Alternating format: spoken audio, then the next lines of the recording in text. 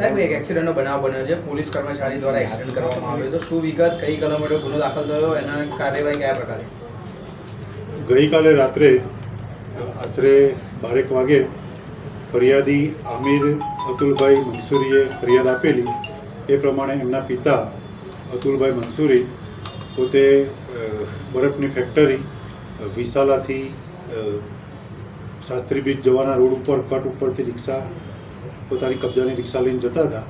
એ વખતે એક કાર ચાલક હોન્ડાઈ એસન્ટ મોડલની જે કાર છે એ ત્યાં લઈ જતા હતા અને એમણે રિક્ષાને અકસ્માત કરતાં એમને ગંભીર પ્રકારની ઇજાઓ થતાં સારવાર સિવિલ હોસ્પિટલમાં દાખલ કરવામાં આવેલો.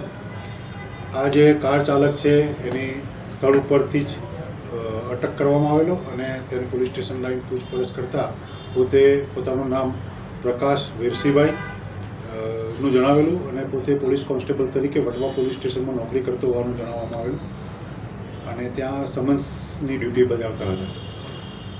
આ જે અકસ્માત બન્યો એના અનુસંધાનની અંદર BNS કલમ 281, 125A, 125B અને એમ્બેક્ટની જુદી જુદી કલમો હેઠળ ગુનો દાખલ કરવામાં આવેલ છે.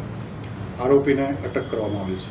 જ્યારે જે અકસ્માત થયો ત્યારે ગાડીમાંથી એક બિયરની બોટલ પણ મળી આવી હતી. આક્ષેપ છે કે પોલીસ કર્મચારી દારૂના નશામાં હતો. એ અંગે શું કાર્યવાહી ખરેખર પીધેલો હતો કે કેમ?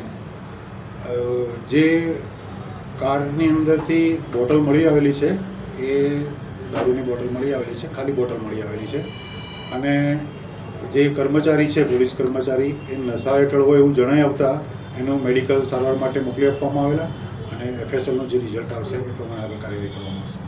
આગળની તપાસ કઈ દિશામાં રહેશે, ક્યાંથી આવતા હતા, કયા સંજોગોમાં બનાવ બન્યો, શું કહેવું છે પોલીસ કર્મચારી? પોલીસ કર્મચારી હાલ તો પોતાના બંદોબસ્ત પૂરો કરી અને ઘરેથી અહીંયા સરખેજ વિસ્તારની અંદર પોતાના અંગત કામ સારું જતા હોવાનું જણાવેલું આવ્યું છે, છતાં પણ આગળની તપાસ ચાલુ છે. ઓકે.